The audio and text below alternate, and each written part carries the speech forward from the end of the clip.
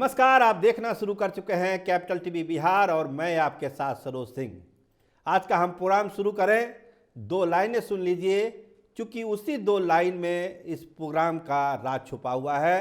तो क्या है वो दो लाइनें?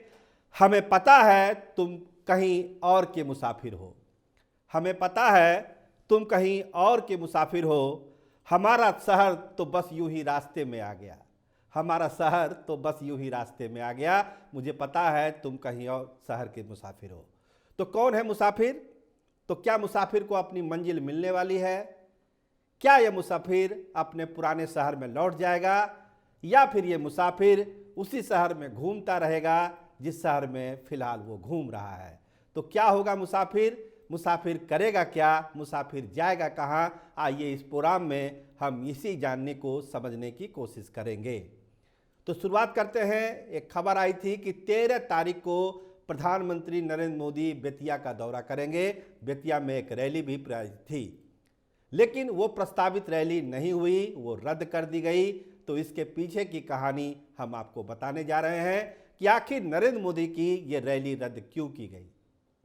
इसके अलावा एक संदेशा भी आया है, एक संदेशा आया है नीतीश कुमार के नाम, और उसको पहुंचाया है हरिवंश जी ने। जो पुरानी बात थी उसी कड़ी में ये जुड़ती जा रही है कि आखिर नीतीश नीति है क्या। नीतीश नीति यही है कि तराजू के दोनों पड़लों को बैलेंस किए रहिए, और जहां जैसी जो परिस्थिति हो उस पड़ले को भारी कर दीजिए। तो नीतीश नीति फुल स्विंग में चल रही है और नीतीश कुमार भी इस खेल का मजा ले रहे हैं। तो आइए सिलसिलेवार ढंग से हम शुरू करते हैं कि बेतिया का दौरा क्यों रद्द किया गया। देखिए, ये बताया गया ये समय देने के लिए कि अभी थोड़ा समय चाहिए नीतीश कुमार और उसकी टीम को ये सोचने के लिए कि उसको करना क्या है। जो प्रपोजल आए हैं, जो प्रस्ताव आए हैं, जो ऑफर है, तालमेल की जो शर्तें हैं, उन शर्तों पर विचार के लिए नीतीश कैंप को समय चाहिए था। और ये तय था पहले से कि अगर प्रधानमंत्री आएंगे बेतिया तो वो खुल के अपनी बात रखेंगे और एक पॉलिटिकल लाइन खींच दी जाएगी उसी दिन कि एनडीए को और भाजपा को बिहार में करना क्या है, कौन उसका हमसफर होगा, कौन उसका राजनीतिक दुश्मन होगा। वो लाइन खींच देना था कि बिसात जो बिछेगी उसमें नरेंद्र मोदी के साथ कौन कौन से महारथी होंगे और महागठबंधन के महारथी कौन कौन होंगे। ये लाइन साफ करने के लिए ये दौरा था प्रधानमंत्री का, लेकिन ऐन वक्त पर उस दौरे को रद्द कर दिया गया। कहा गया कि समय चाहिए, समय चाहिए ये सोचने के लिए, समझने के लिए कि करना क्या है, शर्तों को कैसे संशोधित किया जा सकता है और क्या क्या संभावनाएं हैं। अगर पुराने शहर में मुसाफिर लौटेगा तो किन शर्तों पर लौटेगा। अगर कोई बात नहीं थी तो वो शहर छोड़ना नहीं था, तो मुसाफिर अगर दूसरे शहर में घूम रहा है तो उन शर्तों का कंप्लायंस जरूरी है जिन शर्तों से नाराज होकर वो मुसाफिर दूसरे शहर में गया। तो ये है कहानी, और इसी को आगे बढ़ाते हुए इसी कहानी की पटकथा को, या कहिए कि अब पटकथा क्या, अब इसका क्लाइमेक्स लिखने के लिए हरिवंश जी के माध्यम से अमित शाह का एक संदेशा पहुंच चुका है नीतीश कुमार खेमे में, और इस पर विचार हो रहा है कि आगे अब क्या किया जाए। तो जो हमारे सोर्स हैं वो यही बतलाते हैं कि जो एक फार्मूला भाजपा ने दिया था कि मुख्यमंत्री रहेगा भाजपा का, उस पर वो अभी भी कायम है। और प्लान बी के तहत जो पहले भी बात हुई थी कि विधानसभा को भंग किया जाए और लोकसभा का चुनाव विधानसभा चुनाव के साथ कराया जाए, ये प्रस्ताव भी साथ साथ है। इस एक दो ऑप्शन में एक ऑप्शन को टिक करना है नीतीश खेमे को, और इसी पर मंथन चल रहा है कि किया क्या जाए। तो ये है तैयारी। बेतिया दौरा को रद्द किया गया क्योंकि समय चाहिए था नीतीश कैंप को सोचने के लिए, समझने के लिए। नीतीश कैंप चाहता है कि अभी नरेंद्र मोदी ऐसी कोई लाइन नहीं खींचे कि उसके बाद उस लाइन को पार करना नीतीश कुमार के लिए मुश्किल हो जाए, जदयू को मुश्किल हो जाए। इसलिए वो लाइन अभी नहीं खींची जाए, इसके लिए बेतिया का दौरा रद्द किया गया। अब बताया जा रहा है कि 25 तारीख को या फिर 26 जनवरी के बाद वो दौरा बेतिया में हो सकता है, इसकी संभावना है, इसकी तैयारी भी चल रही है। तो अब क्या क्या हो सकता है? क्या नीतीश नीति फुल स्विंग में चल रही है? नीतीश कुमार भी इसका मजा ले रहे हैं। जब से वो राष्ट्रीय अध्यक्ष बने हैं वो काफ़ी एक्टिव हैं। लगता नहीं कि राष्ट्रीय अध्यक्ष बनने से पहले वाले नीतीश कुमार और आज के नीतीश कुमार एक ही हैं। पूरे एक्टिव हैं, लोगों से बात कर रहे हैं, देश भर में जहाँ जहाँ जनता दल यूनाइटेड की इकाई है उनके नेताओं से बात कर रहे हैं, बिहार में नेताओं से मिल रहे हैं, पार्टी संगठन को मजबूत करने के लिए काम कर रहे हैं। रैली कहाँ कहाँ होगी, कर्पूरी जयंती कैसे मनाया जाएगा, पूरी तैयारी के साथ सारे चीज़ों की समीक्षा नीतीश कुमार कर रहे हैं। मतलब लग रहा है कि नीतीश कुमार अपने उसी पुराने फॉर्म में आ रहे हैं जिस नीतीश कुमार को बिहार के लोग जानते हैं और समझते हैं। तो ये मान के चलना कि नीतीश कुमार चूक गए हैं वो अभी कहना जल्दबाजी है। अभी जो समय है नीतीश कुमार के पास, ये 60 दिन या 90 दिन जो कह लीजिए लोकसभा चुनाव से पहले, इसमें वो अपना हर कील काटा दुरुस्त कर लेना चाहते हैं।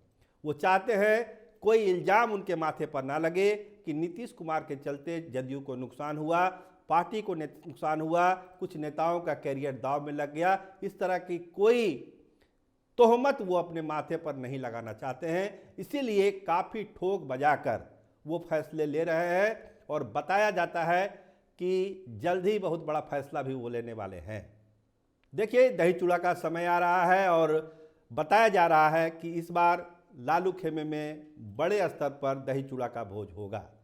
राबड़ी निवास पर बड़ा भोज होगा, तो उस भोज में सभी लोग आमंत्रित किए जा रहे हैं और नीतीश कुमार को भी निमंत्रण मिलेगा, इसमें कहीं कोई दो मत नहीं है। तो क्या नीतीश कुमार उस भोज में जाएंगे या नहीं जाएंगे? लेकिन लगता है, जो हमारी समझ है, कि नीतीश कुमार उस भोज में जरूर जाएंगे, लेकिन अपने पत्ते वो खोलेंगे नहीं कि वो करना क्या चाहते हैं। वो भोज में जाएंगे, सारी बातें होगी, लेकिन जो नीतीश नीति है कि दोनों तराजू को बैलेंस रखा जाए, वो बैलेंस वो बना के रखेंगे जब तक कि अंतिम मोहर वो किसी फैसले पर नहीं लगा लेते। जिस दिन वो वक्त आएगा वो मोहर लग जाएगी और वो कहते हैं चट मंगनी पट बिहा वाली बात, सारी चीज़ें फटाफट हो जाएगी। क्योंकि ज़्यादातर चीज़ें तय है, कुछ चीज़ों पर जो है अंतिम फैसला होना है। अब महागठबंधन की तरफ भी देखिए, अभी आप जनता दल यूनाइटेड के नेताओं का बयान देखिए, कांग्रेस पर ज़्यादा एग्रेसिव है।